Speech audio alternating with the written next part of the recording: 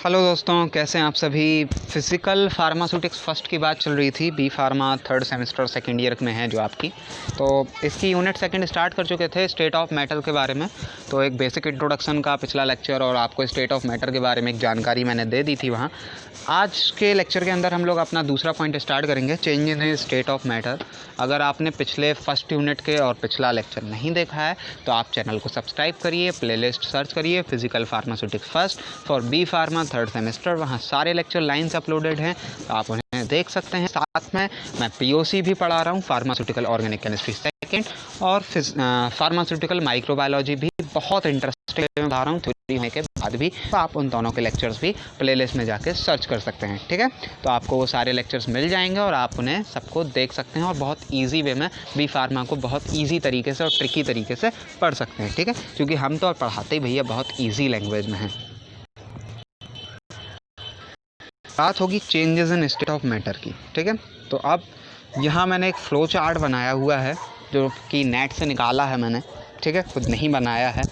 तो यहाँ आपको चीज़ें दिख रही होंगी कि किससे क्या बनने की प्रोसेस को क्या बोलते हैं, ठीक है। आगे हम लोग इन्हीं की बात करेंगे, इन्हीं की प्रॉपर डेफिनेशन की बात करेंगे और इन्हीं को मैं आपको बहुत आसानी से समझाऊंगा, ठीक है। तो आप इस फ्लो चार्ट को बना सकते हैं और इस फ्लो चार्ट को अगर आप बना देंगे सबसे पहले आंसर लिखते टाइम आप अपने सेमेस्टर एग्ज़ाम में, तो एग्ज़ामिनर देख के ही समझ जाएगा कि हाँ भैया इस बंदे को आता है, ठीक है। तो चार्ट आप देख लीजिएगा, उसको समझाना जो है कोई मतलब का नहीं है, वो समझाएंगे अभी आपको थ्योरी पोर्शन में। वो आपको केवल देखने के लिए है, आपकी नॉलेज के लिए है और आप बहुत इजी बनाएंगे इसलिए है, ठीक है। In the solid state particles are held nearby intermolecular intra atomic और ionic forces, there for the particle of solid oscillate about fix position. मैंने आपको पिछले लेक्चर में इस पूरी चीज़, ये पहली लाइन जो अभी मैंने पढ़ी इसके बारे में नॉलेज दी थी कि जो मैटर के पार्टिकल हैं वो किस तरह से एक दूसरे से बाइंड होते हैं, क्या होता है, सब कुछ बताया था, ठीक है। At the temperature of solid is increase the particles acquire enough energy to break down the order arrangement of the lattice and pass into the liquid form. मैंने वहाँ भी बताया था सॉलिड को आप हीट देंगे लिक्विड में बदल जाएगा, और अच्छे से बताया था, बहुत अच्छे तरीके से। तो आप वो लेक्चर ज़रूर देखिएगा पहले, तभी आपको ये लेक्चर समझ आएगा, जो कि मैं रिपीट नहीं कर रहा हूँ। On further application of energy by increasing temperature liquid molecules pass into gaseous state, the transition between different state of matter and the process involve in these transition is shown in figure. मैंने आपको ऊपर figure दिखाया था, एक और figure मैं आपको दिखाऊंगा। The example of substances that exist in different physical state are nitrogen. Nitrogen gas है लेकिन वो वाटर फॉर्म में भी रहती है, मतलब लिक्विड फॉर्म में भी रहती है, ठीक है। वाटर है जो लिक्विड है एंड ग्लूकोज है जो सॉलिड है। यहाँ मैंने आपको तीन अलग अलग दिखाए example. Under the normal temperature means ये तीनों एग्जाम्पल नॉर्मल टेम्परेचर की बात कर रहे थे, ठीक है। वाटर जो है वो रूम टेम्परेचर नॉर्मल टेम्परेचर पे लिक्विड फॉर्म में होता है। नाइट्रोजन जो है वो गैसियस फॉर्म में होती है, अगर उसको हमें लिक्विड फॉर्म में करना है तो वो होता है -170 डिग्री सेल्सियस का टेम्परेचर, बहुत होता है और ये इस पर आपका खून भी जम जाएगा, ठीक है। एंड प्रेशर 1 एटम कंडीशन, तो प्रेशर की भी ये थी। Ice water, liquid water and vapour water is classical example of a substance that exist in 3 different states. Some solids with high vapour pressure like iodine and camphor can pass directly into gaseous state without melting, called as sublimation. पिछले lecture में भी इस पर बात हुई थी। A change in which gas state directly change to solid state is called as condensation, ठीक है। क्या है? Change to solid state is called condensation. A substance में coexist in 2 or 3 state simultaneously at temperature and pressure conditions. For example, ice and liquid water at temperature for closely to freezing point or coexistence of ice, liquid and water vapor at triple point of water. देखिए मुझे ऐसा लगता है कि जो ऊपर condensation वाली line लिखी हुई है वो गलत है, तो आप अभी उसको मत लिखिएगा, हम लोग इसको फर्दर आगे पूरा एक्सप्लेन कर रहे हैं, तब आप इसको लिख लीजिएगा। ये वैसे भी एक बेसिक इंट्रोडक्शन था, तो मे बी ये कोई टाइपिंग मिस्टेक हो, ठीक है। जो बात हो रही थी वो सही भी है, कंडेंसेशन नहीं है, वो डिपोजिशन है। गैस से सीधा सॉलिड बनने को बोलते हैं डिपोजिशन, गैस से लिक्विड बनने को बोलते हैं कंडेंसेशन। तो ये भी एक फ्लो चार्ट ही है उसी तरीके का, थोड़ा सा इजी, और यहाँ आपको सारी चीज़ें लगभग क्लियर हो रही होंगी। कि गैस से लिक्विड बनने को बोलें, पहले तो हम लोग सॉलिड लेते हैं, सॉलिड से बनाएंगे लिक्विड मेल्टिंग, फिर लिक्विड से गैस वेपराइजेशन, फिर गैस से लिक्विड कंडेंसेशन, और फिर लिक्विड से सॉलिड फ्रीजिंग।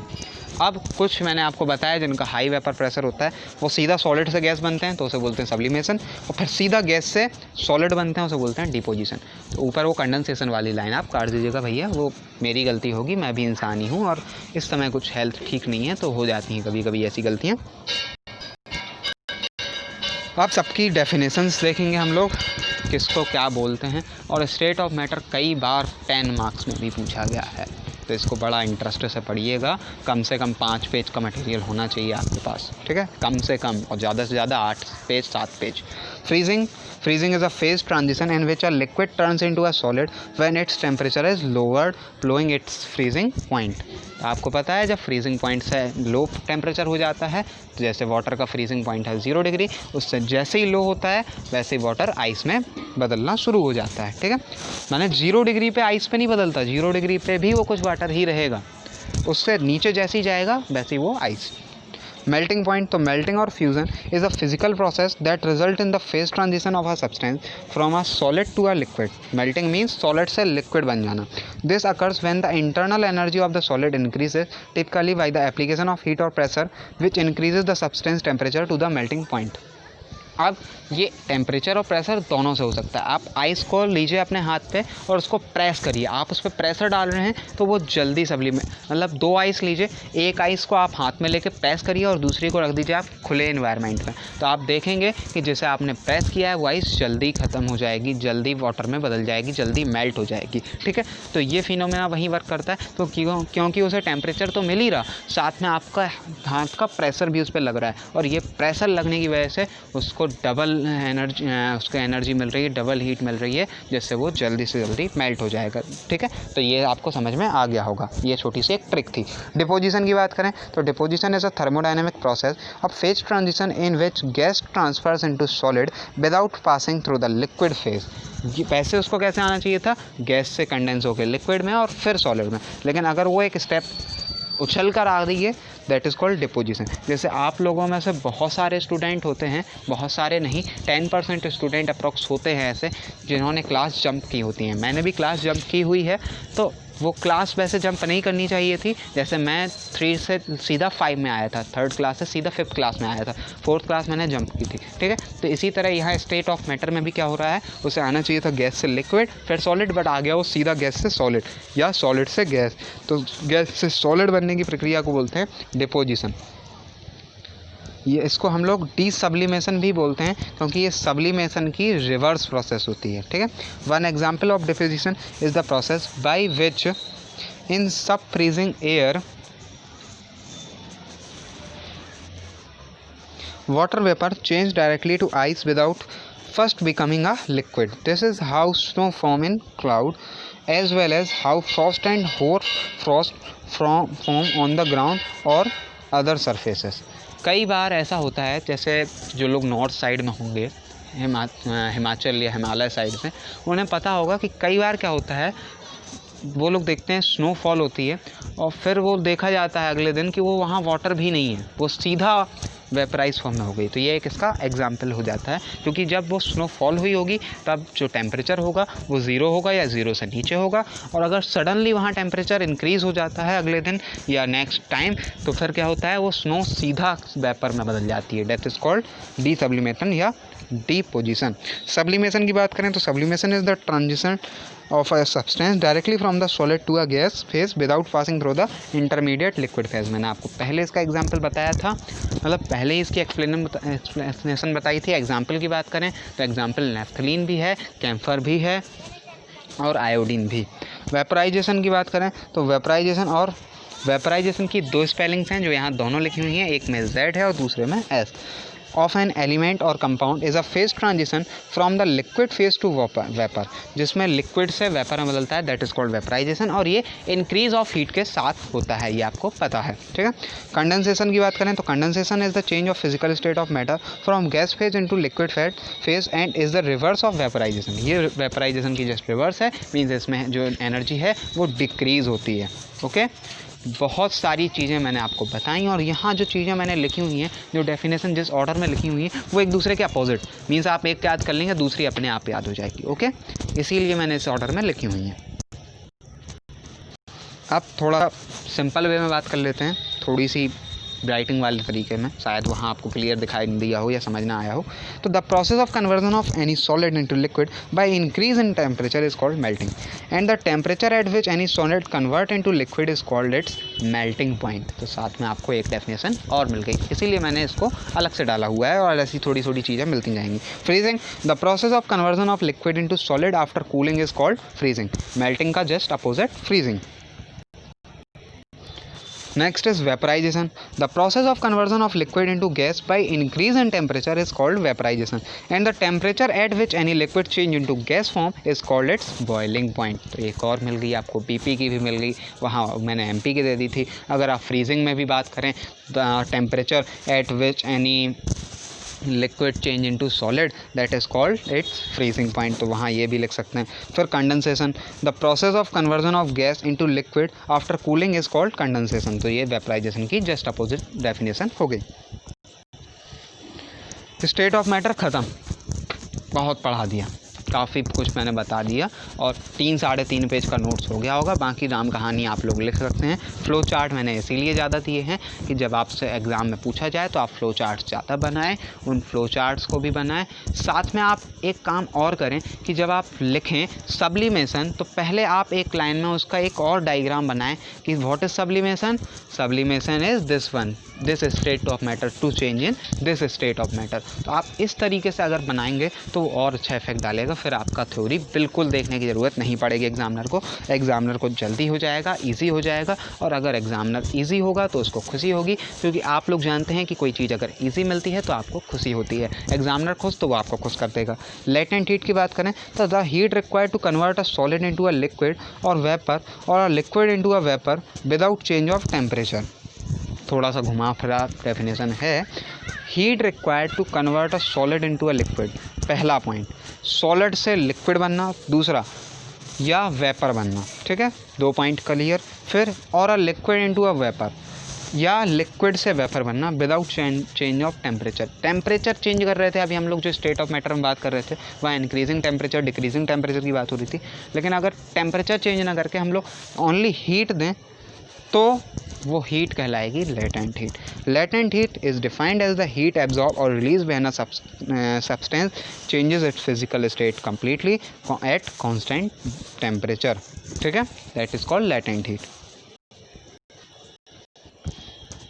ये देखिए आइस थी, हम लोगों ने लेटेंट हीट ऑफ मेल्टिंग दी उसको, मेल्ट क्या होता, सॉलिड से वाटर बनना। अभी ऊपर पढ़ाया मैंने आपको मेल्टिंग, ठीक है। At 0 degree Celsius constant temperature रखा 0 डिग्री पे, लेकिन उसको आइस को वाटर में चेंज कर दिया। फिर 100 डिग्री सेल्सियस पे देखा सीधा और लेटेंट हीट ऑफ एवापोरेशन मिल गई उसको। एवापोरेशन मीन्स एवापोरेशन भी पढ़ाया आपको ऊपर मैंने, वेपोरेशन पढ़ाया ना, दैट इज़ वेपोरेशन आल्सो। तो वाटर से वेपर बनना। Different types of latent heat की बात करें तो पहली होगी लेटेंट हीट ऑफ फ्यूज़न और दूसरी होगी लेटेंट हीट ऑफ वेपराइजेशन। तो लेटेंट हीट ऑफ फ्यूज़न की बात करते हैं। यहाँ 2 डायग्राम बने हुए हैं। पहले वाले में क्या है, आइस है और फिर वो जाके वाटर में बदल गई। तो latent heat of fusion is the heat absorb when a solid melt to liquid at constant temperature. वैसे भी अगर आप मेल्ट अकेला लिखेंगे तो मेल्ट होता है लिक्विड में ही, तो ये भी एग्जामिनर को समझ में आ जाएगा, इसीलिए यहाँ शॉर्ट फॉर्म लिखा हुआ है। लेकिन आप पूरा लिखेंगे दैट इज़ आल्सो राइट। दूसरा वेपराइजेशन, यहाँ फिर मैंने 2 डायग्राम बना दिए, उससे ईजी समझ में आ रहा। नीचे हीट दे रहे हैं हम लोग, हीट एब्जॉर्ब कर रहा है लिक्विड और लिक्विड से बदल रहा है सीधा वेपर में। Latent heat of vaporisation is the heat absorb when a liquid change into vapour at constant temperature, that is called latent heat of vaporisation. और ये कई बार ये दोनों पूछे गए हैं 2 मार्क्स एंड 1 मार्क्स के अंदर, तो आपको ये आंसर वहाँ मिल जाएंगे। लेटेंट हीट कभी भी 5 मार्क्स से ज़्यादा में नहीं पूछी गई है जहाँ तक मैंने देखा है। अगले टॉपिक की बात करते हैं, वेपर प्रेशर। काफ़ी कुछ जल्दी कवर करना है क्योंकि बड़ी यूनिट हो जाएगी अगर मैं एक टॉपिक आपको पढ़ाऊँगा तो, और ज़्यादा कुछ पढ़ने लायक है भी नहीं, पूरी थ्योरी ही है, लेकिन फिर भी मैं बहुत अच्छे और बहुत प्रैक्टिकल वे में आपको बता रहा हूँ। In a closed container, when we heat any liquid, then liquid give vaporize and the pressure created by vapors on the inner wall of container is called vapor pressure of liquid। कई बार आपने इस term को सुना होगा, लेकिन शायद आपको definition नहीं पता होगी, तो आज मैंने बता दिया कि हम वाटर को क्या कर रहे हैं, हीट कर रहे हैं। आप एक काम करते हैं, इसके लिए एक छोटा सा एग्जांपल लेते हैं जो कि आपकी डेली लाइफ का है। आपने कभी देखा हो सर्दियों के टाइम पे कई लोगों के यहाँ गैस पे पानी गर्म होता है, तो आपने वहाँ देखा होगा कि वो पानी गर्म होने के साथ क्या होता है, ऊपर अगर कोई प्लेट रखी हुई है तो वो प्लेट हिलने डुलने लगती है। हिलने डुलने क्यों लगती है? वो इसी वेपर प्रेशर की वजह से कि क्या होता है, वो जब वाटर हीट लेता है तो वो वेपराइज़ होना शुरू होता है। वेपराइज़ होने की वजह से उसको भागने की पड़ती है गैस को, तो वो गैस जो है वो एक प्रेशर लगाती है, उसी वजह से वो प्लेट हिलने डुलने लगती है। ठीक है, तो एक एग्जाम्पल आपको मिल गया वेपर प्रेशर का। At the point when the rate of evaporation is equal to the rate of condensation of equilibrium, the pressure created by vapours on the inner wall of container is called vapour pressure of liquid. ठीक है, तो अगर equilibrium condition होगी evaporation और condensation की, तो वो होगा वेपर प्रेशर ऑफ लिक्विड। यहाँ मैंने आपको दोनों डायग्राम बनाए हुए हैं, पहला रेट ऑफ एवापोरेशन का जिसमें गैस बन के उड़ रहा है, और दूसरा रेट ऑफ कंडेंसेशन का जिसमें फिर से लिक्विड बन के वापस आ रहा है। फ्लो चार्ट, तो एक क्लोज कंटेनर लिया है, वेपर जो है यहाँ से निकल नहीं पा रही है, तो क्या होगा, वहीं वो वेपर जैसी उड़ेगी तो उसको क्या मिलेगा, हल्का फुल्का उसकी हीट कम होगी, उसका टेम्परेचर कम होगा, तो वो फिर कंडेंस होकर वापस आने लगेगी। इसका एक छोटा सा एग्जांपल मैंने आपको दूँ तो मैंने आपको पिछले जो है फर्स्ट यूनिट फिजिकल जब पढ़ा रहा था मैं, तो वहाँ हम लोगों ने क्या पढ़ा था, फ्रैक्शनल डिस्टिलेशन मेथड पढ़ा था। फ्रैक्शनल डिस्टिलेशन मेथड में मैंने आपको पढ़ाया था, अगर आपने वो लेक्चर नहीं देखा है तो पहले वो लेक्चर देख लीजिएगा, तभी समझ में आएगा कि वहाँ मैंने आपको पढ़ाया था कि एक फ्रैक्शनेटिंग कॉलम लगा होता है, तो उसमें क्या होता है, हीट मिलती है तो नीचे से लिक्विड आता है वेपर बन के उसमें, और फिर उसमें से कंडेंस होकर वापस चला जाता है। तो ये एक छोटा सा एग्जांपल हो गया। तो लिक्विड जो है वो वेपर से इक्विलिब्रियम कंडीशन में आ जाता है कि वो लिक्विड गया और कंडेंस होकर वापस आ गया। अब as the temperature of a solid और liquid increase, it vapour pressure also increase. जैसे जैसे हम लोग ज़्यादा हीट देंगे, ज़्यादा टेम्परेचर देंगे, वैसे वैसे वेपर ज़्यादा बनेगी, वेपर प्रेशर भी ज़्यादा होगा। ठीक है, ऐसे ही मान लीजिए कि आप अगर अकेले कहीं जाके कोई काम करेंगे, मान लीजिए आप अकेले बैठ के एक क्या बोलते हैं, ठेला की बात कर लीजिए, फिर आप अगर अकेले एक ठेला को धक्का मारेंगे तो वो उस पर कम प्रेशर लगेगा, बट अगर वहीं आप दो लोग मिलकर उसको धक्का मारेंगे तो ज़्यादा प्रेशर लगेगा। एक छोटा सा example, factors that affect vapour pressure, कुछ फैक्टर्स दिए हुए हैं। Surface area, the vapour pressure is the equilibrium pressure where the rate of evaporation is equal to the rate of condensation. Since the scaling factor is the same, the vapor pressure is independent of the surface area, means surface area पे ये depend नहीं है, independent है। Types of molecule, कैसा molecule है, the types of molecule that make up a solid और liquid determines it vapour pressure. If the intermolecular forces between molecules are relatively strong, the vapour pressure will be relatively low, और if the intramolecular forces is relatively weak, so the vapor pressure will be high। क्यों, चलिए बताता हूँ। अगर intramolecular pressure जो है वो बहुत, फोर्स जो है वो हाई होगा, तो वो बहुत धीमे धीमे वेपर में बदलेगा, धीमे धीमे वेपर में बदलेगा तो प्रेशर कम लगा पाएगा। ठीक है, मान लीजिए कोई बूढ़ा आदमी है तो वो खुद ही बहुत धीरे धीरे रिएक्ट करेगा, तो वो ठेले को धक्का भी बहुत धीरे धीरे मारेगा। वहीं एक नौजवान है तो वो क्या है, वो खुद बहुत तेज़ तर्रार है, उसका जो फोर्सेस हैं वो उसके अंदर से बिल्कुल ओके हैं, मीन्स वीक हैं, तो वो क्या करेगा, ज़्यादा प्रेशर मारेगा। तो एक छोटा सा एग्जांपल इस तरह से आप समझ सकते हैं। वैसे यहाँ बात करें तो आप इस तरह से ले सकते हैं कि जो बुढ़ा है वो वीक होता है तो यहाँ उसका जस्ट अपोजिट होगा स्ट्रॉन्ग, और जो नौजवान है वो स्ट्रॉन्ग होता है तो यहाँ उसका जस्ट अपोजिट होगा वीक। तो आप इस ट्रिक को यहाँ ऐसे बिल्कुल रिलेट भी कर सकते हैं। ठीक है, तो आप इस ट्रिक से लंबे समय तक याद भी रख सकते हैं। टेम्परेचर की बात करें तो at a higher temperature more molecules have enough energy to escape from the liquid और solid. At a lower temperature fewer molecules have sufficient energy to escape from the liquid और सॉलिड। तो temperature एक dependent phenomena है। Intermolecular forces, दूध liquid in which the intermolecular forces are weak shows high vapour pressure, मैंने ऊपर आपको बताया। अब थोड़ी सी मेज़रमेंट की बात कर लेते हैं। कभी कभी कोई क्वेश्चन आ जाता है भूला भटका कहीं से, तो आपको आना चाहिए। Vapour pressure of liquids are measured by static and dynamic method. Static method की बात करें तो vapour pressure of liquid is generally measured by the isoteniscopic method which is precise, flexible and convenient over a range of temperatures. It consists essentially on isotelescopic bulb of 2 cm diameter. Okay, ये देखिए एक पूरा figure बना हुआ है आइसोटेनिस्कोपिक method का। जहाँ पहले एक पंप है, नीचे एक आइसोटेनिस्कोपिक बल्ब है, उसमें लिक्विड भरा हुआ है जिस पे स्टडी चल रही है, एक मैनोमीटर लगा हुआ है। मैनोमीटर आपने अभी इंजीनियरिंग में पढ़ा होगा और बहुत सारे लोगों ने मुझे इंजीनियरिंग के लिए भी बोला हुआ है। अब मैं देखता हूँ अगर मैं स्टार्ट कर पाऊँगा तो पूरी कोशिश करूँगा कि मैं करूँगा। तो मैनोमीटर जो होता है वो एक प्रेशर मेज़रमेंट की डिवाइस होती है जिससे प्रेशर का मेजरिंग होता है, ठीक है। तो उस मैनोमीटर में मरकरी भरी होती है और ये जो पूरा आपको दिख रहा है फिगर बना हुआ, ये एक थर्मोस्टेट होता है, ठीक है। अब थोड़ी सी थ्योरी पढ़ लेते हैं, थोड़ी ही पढ़ेंगे और स्टैटिक मेथड ही मैं पढ़ाऊँगा, बाकी दूसरा मेथड इतना इम्पोर्टेंट भी नहीं है और मेज़रमेंट बहुत कम ही आता है, बहुत कम। ये आपके जीपैड के लिए इम्पोर्टेंट है, तो आप लोग जब जीपैड प्रिपरेशन करेंगे तो मैं अलग से जीपैड के वीडियोस डालूंगा, वहाँ इसको इंक्लूड करूँगा, ठीक है। A liquid under test is filled in the bulb up to half level mark which is connected to mercury manometer and a pump. जो मैंने यहाँ ऊपर चीज़ें समझाई वही यहाँ थ्योरी में लिखी हुई है। The air inside the bulb is remove by application of vacuum. Now there is no air present in the bulb, ठीक है। वैक्यूम से क्या किया, एयर निकाल ली पूरी तरह से और एयर ख़त्म हो गई। To maintain equilibrium part of liquid evaporate. Equilibrium के लिए क्या करा जाता, लिक्विड का आधा पार्ट एवापोरेट कर देंगे तो वो कंडेंसेट भी होता रहेगा, तो भैया वो इक्विलिब्रियम कंडीशन रहेगी। The system is maintained at constant temperature so that the equilibrium between liquid and vapour attain. Equilibrium temperature रखेंगे, टेम्परेचर को घटाएंगे बढ़ाएंगे नहीं, तो वो बिल्कुल एक ही तरह से चलता रहेगा, ठीक है।